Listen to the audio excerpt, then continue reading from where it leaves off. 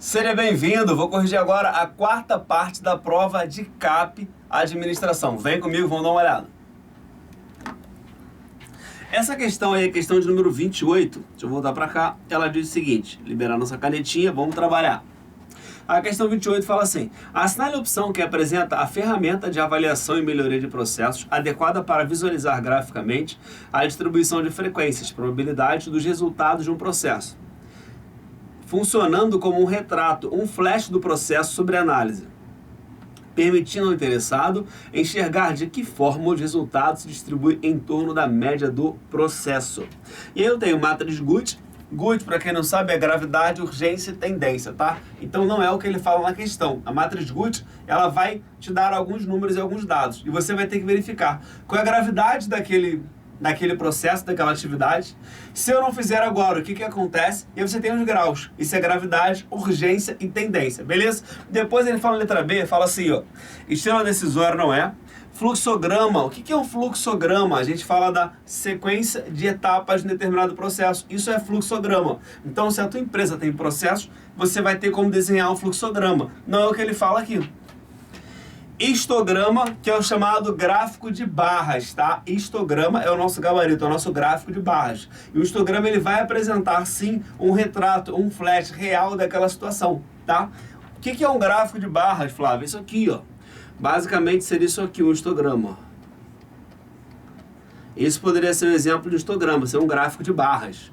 Ou, por exemplo, desenhar assim um pouco mais bonitinho. Mas isso seria um gráfico de barras também, isso seria um histograma. E depois ele fala de diagrama de causa e efeito, que é o chamado espinha de peixe, também não é, tá? Então quando ele fala aqui, ó, visualizar graficamente a distribuição de frequências, funcionando como um retrato, é o nosso histograma, é o gabarito da nossa letra D. Vamos à próxima. Questão de número 29 diz assim. Assinale a opção que apresenta uma característica da administração pública burocrática. Nesse tipo de questão, o que a banca faz? Ela vai lá e coloca para você. Se ela pede da burocrática, ela vai te dar características da patrimonial e da gerencial, para tentar te confundir e te induzir ao erro. Lembrando, o burocrático ocorreu no Brasil, começou em 1930, no governo do presidente Getúlio Vargas, e foi até mais ou menos ali o início da década de 90, tá? Então a gente fala sobre isso na administração pública burocrática. Era um período que tinha padronização, tá? Rotinas, métodos, procedimentos, normas, meritocracia, profissionalização, ideia de carreira. Beleza? Tranquilo? Vem, vamos trabalhar.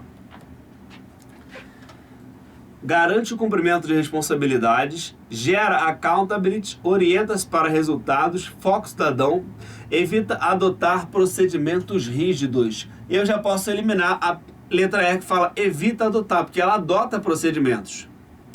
Foco cidadão não. Quem foca o cidadão? Quem orienta para resultados e quem gera o accountability, esses três, ó, é o modelo gerencial. Tá? É o modelo gerencial. Logo, nosso gabarito, a nossa letra A, garante cumprimento de responsabilidades. É uma das características da administração pública burocrática. Por ser mais padronizada, ela garante que vai ser feito e quem é que é responsável por aquela atividade. Vamos à próxima. Questão de número 31 diz assim. As técnicas de treinamento podem ser classificadas quanto ao uso, ao tempo e ao local. São técnicas de treinamento quanto ao tempo. Aulas e simulações, programa de indução ou integração à empresa e programa de treinamento no local ou fora do local de trabalho. Orientadas para o conteúdo, orientadas para o processo e mista. Cognitivas e afetivas, filmes, painéis e dramatização.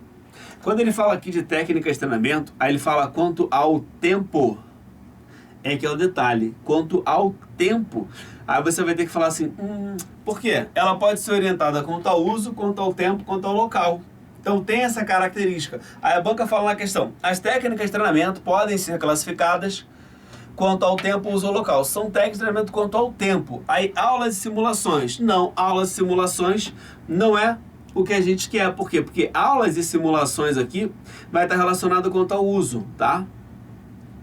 Aí ele vem na letra B, programa de indução ou integração à empresa e treinamento no local ou fora do local de trabalho. Isso é quanto ao tempo, tá? Esse é o nosso gabarito. A letra C, ela diz assim, orientada para o conteúdo, orientada para o processo e mista. Não é. Existe orientada para o conteúdo, existe processo e mista, mas isso não está relacionado ao tempo.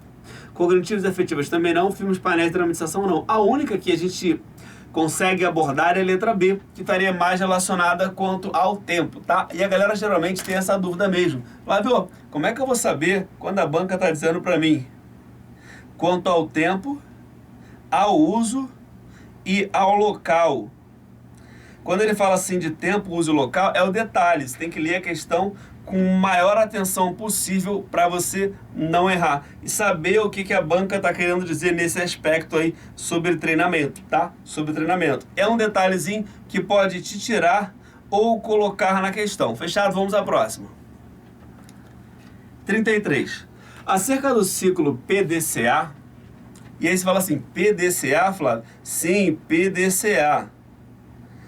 O que é isso? Eu estou falando de administração da qualidade ou gestão da qualidade. Só para você lembrar, quando falar sobre ciclo PDCA, vai falar sobre um processo de melhoria contínua, onde o P é o plan, que é o planejar, o do é o fazer, que é a execução, o C, que é o check, é o do verificar os dados coletados, e aí o A é o do action, que é a nossa ação corretiva, beleza? Isso é ciclo PDCA. Olha só. Ele fala para assinalar a opção correta no ciclo PDCA. Vamos dar uma olhada nisso aí.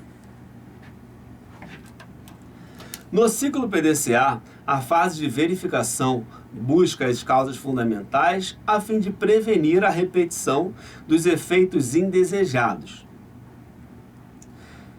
Ele fala de verificação. Verificação aqui, ó, é o check.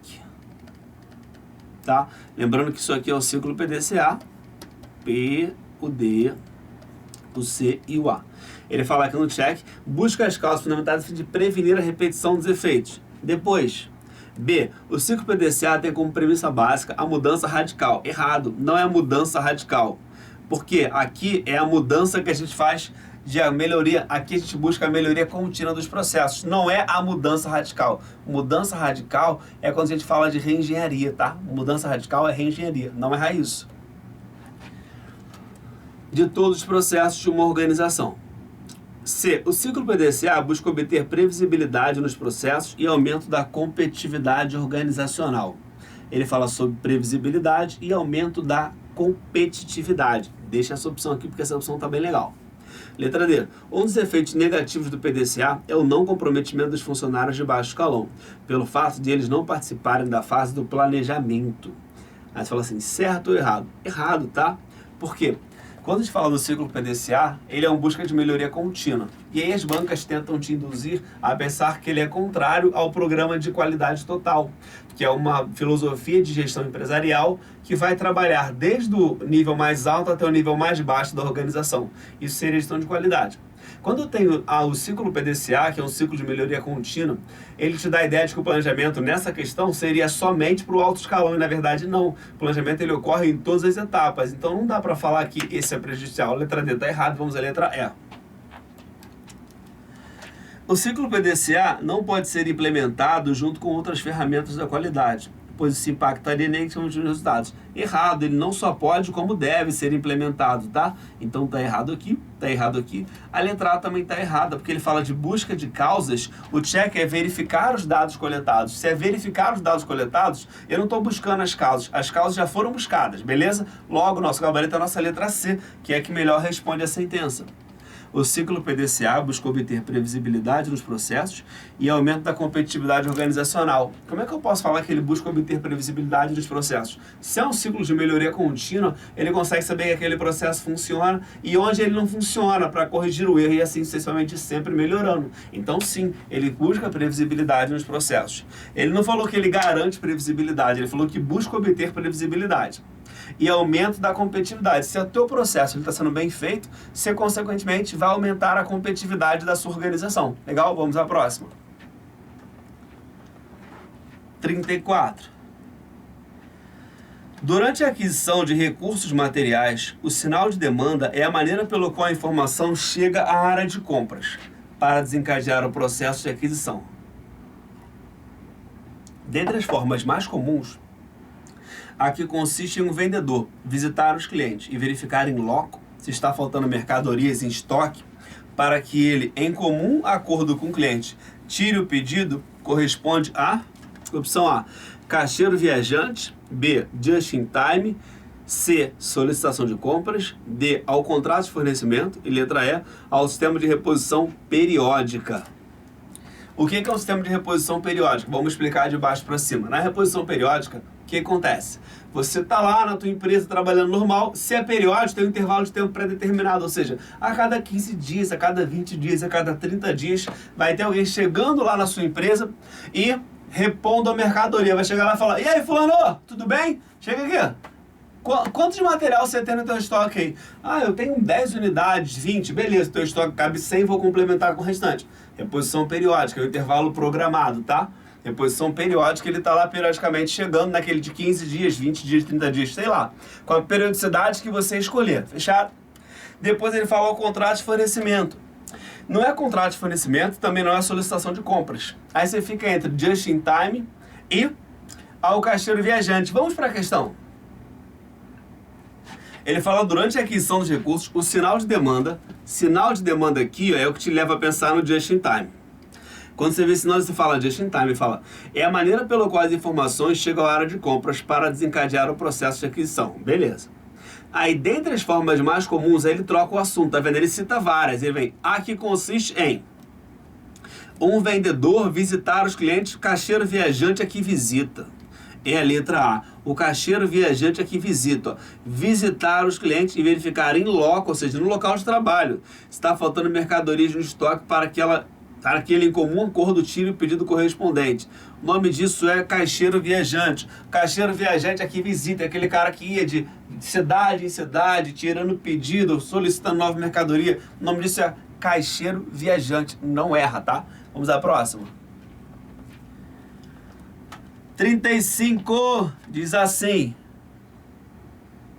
a ética vem sendo estudada desde os tempos antigos até os nossos dias por inúmeros filósofos e pensadores em distintas épocas da história. Sobre o assunto, assinale a opção correta. Aí agora a gente começa a falar de ética. Já falamos de gestão de pessoas, já falamos de administração, já falamos de recursos materiais, agora vamos falar de ética. Então se liga que eu vou quebrar tudo agora, vem. A ética, no sentido amplo, pode ser entendida como o estudo do juízo de valores que dizem respeito à conduta humana suscetível de qualificação do ponto de vista legal. Do ponto de vista legal é lei, né? Legal é lei, né? A ética, ela faz o quê? A ética, ela é reflexão dos aspectos morais. A ética, ela não é ação. Ela é o estudo da ação. Ela vai identificar o porquê você fez ou porquê você não fez aquela atividade, tá? Então, não tem nada a ver com a questão legal. Não é do ponto de vista legal. Legal é lei, é legalidade. É outra parada. Então, tá errado. B. A falta de ética e a corrupção existem em grande escala e os meios convencionais de repressão legal, na maior parte do mundo, têm apresentado resultados satisfatórios. Peraí, a falta de ética e a corrupção existem em grande escala e os meios convencionais de repressão legal, na maior parte do mundo, têm apresentado resultados satisfatórios. Aí eu te pergunto, na maior parte do mundo tem apresentado resultados satisfatórios? Se o resultado é satisfatório, você tem que diminuir os casos de corrupção e falta de ética. E você está vendo no mundo inteiro isso diminuir? Não, então eu não posso afirmar isso. Por que eu não posso afirmar que está... Flávio, você está dizendo que não está dando resultados satisfatórios? Eu estou dizendo que os números não mostram isso. Por que não mostram isso? Porque, vamos lá, vamos falar de resultados satisfatórios. O seu time, tá? Vamos lá, eu torço pro Vasco, beleza? Eu torço pro Vasco. Vasco atualmente está na Série B, tá? De segundo ano seguido na Série B.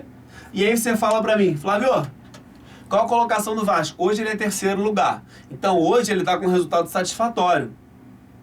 Por quê? Porque ele é em terceiro lugar. Sobem 4 primeiros no Brasileirão. Se ele está em terceiro lugar, ele tem chance. Então, ou seja, como é que eu provo que ele está tendo resultado satisfatório? Porque ele está pontuando. Agora, se fosse o contrário, no ano passado, o Vasco estava lá embaixo, quase na zona de rebaixamento para a terceira. E aí eu falo para você o seguinte, aquilo é resultado satisfatório? Não. Então o resultado se prova com números. A questão aqui fala que está no mundo inteiro dando resultado satisfatório. Você tem visto esses números? Não, então não posso afirmar. Está errado. C. A falta de ética distingue países ou organizações. Reconhecer esse problema representa sinal de maturidade que dá lugar à discussão sobre o que pode e deve ser feito para promover a ética. Então ela fala aqui no início da questão, a falta de ética distingue países e organizações. Reconhecer esse problema representa sinal de maturidade que dá lugar à discussão sobre pode e deve ser feito para promover a ética. Aí você fala assim, isso está certo? Não está certo, vamos à letra D. A intensificação, ainda mais no pode e deve aqui, o pode e deve ser feito, tá vendo? Porque a ética não é ação, a ética é reflexão, a ética não é ação. A intensificação da pressão e a demanda por acesso à informação através de movimentos de cidadania e organizações de sociedade civil refletem a preocupação da sociedade com a corrupção. Portanto, é necessário que se busque total publicidade às políticas governamentais. Primeiro ponto. A intensificação da pressão e a demanda por acesso à informação através de movimento de cidadania refletem a preocupação com a corrupção? Na verdade, refletem uma maior participação da sociedade. Ponto. Depois. Portanto, então ele está concluindo. É necessário que se busque total publicidade. Vai ter total publicidade às políticas governamentais? A publicidade, aí você entra na questão do direito administrativo. Vai lá no LIP, legalidade, pessoalidade, moralidade, publicidade, eficiência. Você tem a publicidade e você tem a exceção e alguns casos específicos. Por exemplo, você pegar o decreto 1171, que é o Código de Ética Profissional do Servidor Público Civil do Poder Executivo Federal, ele vai te falar sobre isso, vai falar assim, olha, existem 3 casos em que não vão ser tornados públicos, mas um dos casos cita a questão dos governamentais, beleza? Só que a questão aqui, quando ela traz essa intensificação da pressão, a demanda por acesso à informação, através desse movimento, ela fundamenta o portanto dela, concluindo, né, ela fundamenta, a conclusão dela é baseada no que ela falou antes. Só que o que ela falou antes está errado, porque esse movimento de cidadania das organizações de sociedade civil refletem a preocupação da sociedade com a corrupção? Não somente. Refletem a preocupação da sociedade. Refletem a maior participação da sociedade. Mas com a corrupção? Não necessariamente. Não somente também. E vamos à letra E. No mundo atual, os comportamentos e valores começam a ser alterados de forma significativa com o surgimento da sociedade do conhecimento ou tecnológica. Aí sim eu posso falar que está certo. No mundo atual, os comportamentos e valores começam a ser alterados de forma significativa. E a gente fala da sociedade do conhecimento e da sociedade tecnológica, beleza? Então sim, a letra E é a nossa opção correta. Beleza? Fechado? Vamos fazer mais uma? Não, vamos parar por aqui, o vídeo está muito grande. Eu te vejo no vídeo 5, na 5ª parte. Um abraço, valeu, tchau, tchau.